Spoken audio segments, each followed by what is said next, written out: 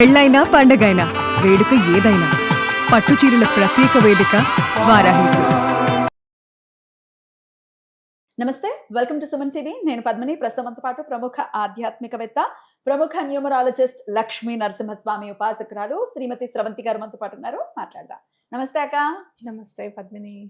గోవు అనేది డెఫినెట్గా ఎంత పవిత్రమైందో మనకు తెలిసిందే. అయితే గృహప్రవేశాల టైంలో కూడా ఖచ్చితంగా గోవుతో ప్రవేశం చేయించాలి అని చెప్తుంది. బికాస్ దాని ఆరాకున్న పవర్ అది. దానికే కాదు, గోవు చిత్రానికి లేదా గోవు ఐడల్ కి కూడా అంతే పవర్ ఉంది అని చెప్తుంటారు. ఎట్లా అనేది మీరు చెప్పాలి, దాన్ని సమన్వయపరచండి. అయితే ఈ గోవు బొమ్మని అంటే కామధేనుని లేకపోతే నందిని అని పిలుస్తుంటారు కదా, ఎక్కడ పెట్టుకోవచ్చు ఇంట్లో? ఎక్కడ పెడితే దాని పాజిటివిటీ అనేది ఖచ్చితంగా మనకు అందుతుంది? ఒకసారి తప్పకుండా చెప్తాను. కామధేను పేరేమో సురభి. సురభి.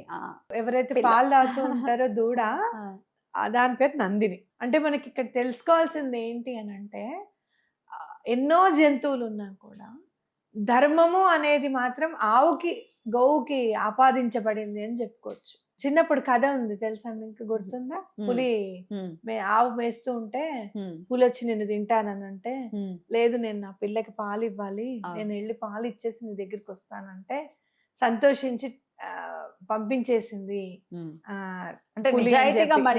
వచ్చితే మళ్ళీ పంపించేసింది. అంటే ఆ కథని బట్టి మనం తెలుసుకోవాల్సింది ఏంటి అంటే, ఎక్కడైతే మనం ధర్మాన్ని పాటిస్తామో క్రూరమైన వ్యక్తిత్వం ఉన్న వాళ్ళని కూడా మనము ఎలా అయినా సరే వాళ్ళని మౌల్డ్ చేయగలుగుతాము.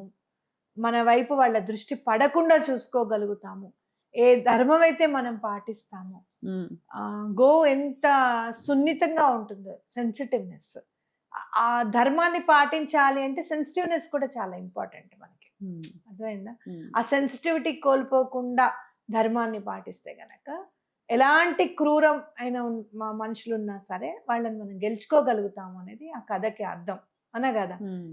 అసలు గోవుకి జాగ్రత్తలు చెప్తూ ఉంటే కళ్ళమ నీళ్ళు వచ్చేస్తాయి. నువ్వు ఇలా ఉండకూడదు, నువ్వు అల్లరి చేయకూడదు, పెట్టింది తినాలి, అంబా అంబా అని గట్టిగా అరవకు, నేను ఇప్పటి నుంచి ఉండను, ఇన్ని చెప్పుకుంటూ వస్తుంది అనమాట. ఆ కథ అయితే భలే బాధ వచ్చేస్తుంది, కోపం వచ్చేస్తుంది పులి మీద. దీనికి ఎంత ఇదో చూడు, ఆవే దొరికిందా దీనికి తినడానికి అని చెప్పి.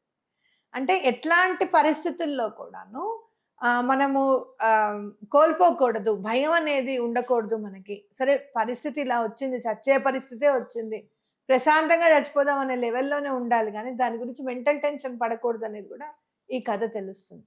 మరి ఇంతటి కథకి ఇంత ధర్మ మార్గాన్ని, బతుకుని ఎలా గడపాలి కష్టాల్లో అని చెప్పిన దాన్ని, పిల్లల్ని ఎలా మనం లేకపోతే ఎలా సంసిద్ధత చేయాలి, మనం ఉన్నా లేకపోయినా మన పిల్లలు ధర్మ మార్గంలోనే నడవాలి అని వాళ్ళకి ఎలా తెలియజెప్పాలని కానీ, ఈ క్రూరత్వం నుంచి మనం రక్షింపబడచ్చు ఈ ధర్మ మార్గాన్ని ఎన్నుకుంటే అని కానీ, ఇంత ఉన్న కథని కేవలం గోవుకే ఆపాదించారు. ఇంకా బోలెడు జంతుజాలాలు బోల్డ్ ఉన్నాయి. విశ్వాసం అన్న కుక్క ఉంది, విశ్వాసం అన్న గుర్రం ఉంది, ఎంతో శక్తివంతమైన గుర్రం ఉంది, ఇవన్నీ ఉన్నాయి. కానీ గోవుకు ఆపాదించారు ఎందుకు అని అంటే గనక, పురాణాలలో మనకి తెలిపిన విషయం ఏంటి అని అంటే, 33 కోట్ల దేవతలు మొత్తం కూడా గోవులో ఉన్నారు అని. దానికి నిదర్శనమే అది ఆక్సిజన్ పీల్చుకొని ఆక్సిజన్ వదలడం. ఇంకా ఏ జీవి అది లేదు అనా కాదా. అలాగే చనిపోయినప్పుడు కూడా గోరోజనం అని దొరుకుతుందంట దాని బాడీ నుంచి. గోరోజనం తీసేది దాని నుంచే, చాలా కాస్ట్లీ కూడా. ఆయుర్వేదిక్ మెడిసిన్స్ లో కూడా వాడుతూ ఉంటారు. బట్ చూసుకుంటే గనక ఆవు జీవితం అనేది చాలా అంటే పరిపూర్ణమైనది అని చెప్పచ్చు. అలా సురభిని, మరి అలాంటి గోవుని మనం ఇప్పుడు పెంచుకునే పరిస్థితుల్లో మనం లేము. చాలా సంతోషం అనిపిస్తుంది. చిన్న చిన్న ఆవులు, పొంగనూరు ఆవులు తిరుగుతుంటే అబ్బా మనం కూడా తెచ్చుకోవాలి అని అన్నట్టుగా ఉంటుంది మనకి.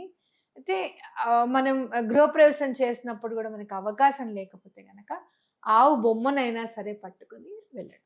మరి ఇప్పుడు ఆవు బొమ్మని, చిత్రాన్ని చూస్తే చాలా మంది మార్వాడీస్లో ఆవు చిత్రాన్ని తప్పకుండా అన్ని దేవతలు ఉన్న, ప్రముఖమైన దేవతలు ఉన్న ఫోటోని ఖచ్చితంగా వాళ్ళ ప్లేస్లో పెట్టుకోవడం, షాప్లో పెట్టుకోవడం, వాళ్ళ ఇంట్లో పెట్టుకోవడం చూస్తాం. అంటే గోవు ఎక్కడ ఉంటే ధనం అక్కడ ఉంటుంది అని. పూర్వం పెళ్ళైన తర్వాత గోవును కూడా ఇచ్చి పంపించేవారట. గోవుని దూడని ఇచ్చి పంపించేవారట సారెలో. అలా మనం చూస్తే కనుక అట్లా మరి పెంచుకోవడానికి లేదు కదా అంటే ఆ బొమ్మని. మరి బొమ్మ ఎందుకు అని అంటే చూడంగానే ప్రేమ అనేది కనపడుతుంది. గోవు నాకుతూ ఉంటుంది దూడని. చూడంగానే ఆ ప్రేమ అనేది మనకి కనపడుతుంది. అబ్బా! ఎంత ఎంత చక్కగా ఆ కళ్ళని తీర్చిదిద్దాడు పెయింటర్ నిజంగానే అనిపిస్తుంది మనకి. అసలు నిజంగా క్రియేటర్ కూడా అలాగే. అసలు నిజమైన గోవుని చూస్తుంటే దాని కళ్ళు చూస్తూనే ఉండాలి. అవునవును. కాటిక పెట్టినట్టు ఇద్దరం లక్ ఫర్ బోత్. కాటిక పెట్టినట్టు ఉంటాయి కళ్ళు కూడా, భలే ఉంటుంది. ఇంకోటి ఏంటి అనంటే మీరు ఎక్కడ పెట్టుకోవాలి అంటే నార్త్ ఈస్ట్ కార్నర్ లో పెట్టుకుంటే చాలా మంచిది. నా బెడ్రూమ్స్ లో అక్కడిక్కడ పెట్టకూడదు, ఓన్లీ హాల్లో పెట్టుకోవాలి అనేది గుర్తుపెట్టుకోవాలన్నమాట. అలాగే మరి చూస్తుంటే పాజిటివిటీ వస్తుంది మనకి. అలాగే వాస్తు శాస్త్రంలో ఏమైనా ప్రాబ్లమ్స్ ఉన్నాయి అని అంటే కనుక ఎటువంటి పరిస్థితుల్లోనూ అవి తొలగిపోతాయి. దోషం ఎట్లా తొలగుతుంది అని అంటే అది కంచి పరమాచార్య గారి మాట వినించే నేనైతే తెలుసుకున్నాను. ఎలా అంటే ఒక గర్ల్స్ హాస్టల్లోకి వెళ్లాల్సి వస్తుంది అనమాట. అక్కడ విపరీతమైన ధ్వనులన్నీ వినిపిస్తూ ఉంటాయి అన్నమాట. అరుపులు వినిపిస్తూ ఉంటాయి, దెయ్యాలు ఉన్నాయేమో అని. అక్కడ పిల్లలు కూడా మేము చూసాము దెయ్యాలని అని చెప్పడం జరుగుతుంది.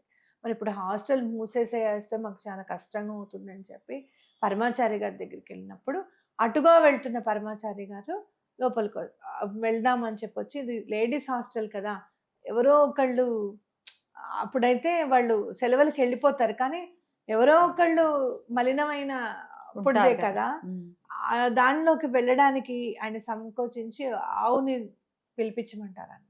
ఆవు దూడని పిలిపించమని దాన్ని వదిలేస్తారు లోపలికి. అదెంతో దూరం వెళ్ళి నుంచుంటుంది. అది గోమూత్రము దానివల్ల అంతా కూడా ఎక్కడైతే అది నడుస్తూ వెళ్ళిందో అక్కడే అడుగులు వేసుకుంటూ వెళ్తారు పరమాచారి గారు. వెళ్ళి అది ఎక్కడైతే ఆగిందో అక్కడ ఆగి మొత్తం ఇలా చూస్తారు, తెరపారి చూస్తారు. అంతే. ఇంక తర్వాత ఎప్పుడు అక్కడి నుంచి సౌండ్స్ వినపడలేదు, ఏమీ జరగలేదు. పిల్లలు చక్కగా ఉన్నారు, హాస్టల్ చక్కగా పరడ వెళ్ళింది అనమాట. అంటే ఏంటి అని అంటే ఆ గోవు వల్ల ఆ దోషం తొలగిపోతుంది. అందుకనే మనం ఏం చేయాలి, మనం ఏమన్నా ఇంట్లో మైల గాని అంటు గాని ముట్టు గాని ఏమన్నా వస్తే గోమూత్రం అనేది ఇంట్లో ఎప్పటికే ఉండాలి. గోవు బొమ్మ ఎలా అవుతుందో గోమూత్రం కూడా ఇంట్లో అలానే ఉండాలి. కొంచెం వాటర్ తీసుకొని ఆ గోమూత్రం కొంచెం వేసుకొని ఇల్లంతా స్ప్రే చేసుకొని జల్లుకుంటే మంచిది. ఆ నెగటివ్ ఎనర్జీస్ ఏవి కూడా ఉండవు అని ఖచ్చితంగా నమ్మాలన్నమాట. అద్భుతం. అయితే వెండిలో కూడా ఈ సురభిని, నందిని దొరుకుతున్నాయక, అవి కూడా మన పూజా మందిరంలో పెట్టుకోవటం ఖచ్చితంగా చేయొచ్చా? చక్కగా హ్యాపీగా చేసుకోవచ్చు. కానీ ఒక మంచి తెల్ల గోవు అలా పింక్ కలర్ వేస్తూ ఉంటాడు పెయింట్, పింగాణి బొమ్మలు అవి, అదే ఉంది మన ఇంట్లో. అది ఖచ్చితంగా ఇంట్లో ఉంటే దాన్ని చూస్తూ ఉంటే బాధ తీరిపోతుంది. అమ్మ దగ్గర ఉన్నామన్న ఫీలింగ్ వస్తుంది నాకైతే దాన్ని చూస్తే. అంటే మాతృత్వం అనేది కంటికి కనపడుతూ ఉందనుకో, ఇప్పుడు ఎవరైనా ఒక పిల్లని దగ్గర తీసుకొని ముద్దు పెట్టుకుంటూ ఉంటే సంతోషం అనిపిస్తుంది, అవునా కాదా? అలానే మనకు చూస్తూ ఉంటే అంతటి ఆనందం కలుగుతుంది. ఇప్పుడు ఇంకా చాలా గోవు మీద మంచి చెక్కడము, అది కూడా పైనుంచి వేసి గోల్డ్ పెయింటింగ్ వేసి అలా కూడా పెడుతున్నారు. ఇదిగోండి గోవు, అవో ఎక్కడ ఉందా అనుకుంటున్నాను, ఇదిగోండి గోవు. అందుకే ఈ రోజు టాపిక్ తీసుకున్నాను. పిలిచిన వెంటనే పలికే దైవము అని అంటే ఇదే అన్నమాట. దైవం పిలిస్తే పలుకుతాడా అని అంటే ఖచ్చితంగా పలుకుతాడు. మనం ఎప్పుడైతే వాళ్ళ గురించి మాట్లాడుకుంటూ ఉంటామో, ఆల్రెడీ నేను ఇక్కడ ఉన్నా, నేను మాట్లాడుకుంటాను అన్నట్టుగా చూపించాలి. బ్యూటిఫుల్. ఇప్పుడు చాలా ఏంటి లోటస్ ఒకటి, ఆవులు ఒకటి, ఎలిఫెంట్స్ ఒకటి బాగా. అందుకనే మేము నాకు అనిపిస్తుంది పద్మిని, మనం చూసుకుంటే కంచి చీరల్లో ఎక్కువ గుర్రాలు, ఎలిఫెంట్స్, పీకాక్స్, నెమళ్ళు, పీకాక్స్ ఇవన్నీ కూడా వాళ్ళు ఎందుకు చేశారు అని అంటే గనక పెళ్లికి కదా ఇంపార్టెంట్ గా పట్టు చీరలు. వివాహం అప్పుడు ఒక పాజిటివిటీ ఉండాలి ఖచ్చితంగా అనేది గోవులను కూడా ఇప్పుడు చిత్రీకరిస్తున్నారు. మధ్య మధ్యలో జింకలు కూడా చూసాను అనుకో నేను. కానీ నాకు అనిపిస్తుంది అనమాట, నేత వేసే వాళ్ళకి కూడా ఎంత ఇదో అసలు పెళ్ళప్పుడు పవిత్రత అనేది వీటి నుంచే వస్తుంది అని చెప్పి అద్భుతం, నమ్మచ్చు. అదే చాలా చక్కగా తెలియజేశారక్క. కృతజ్ఞతలు. నమస్తే. నమస్తే.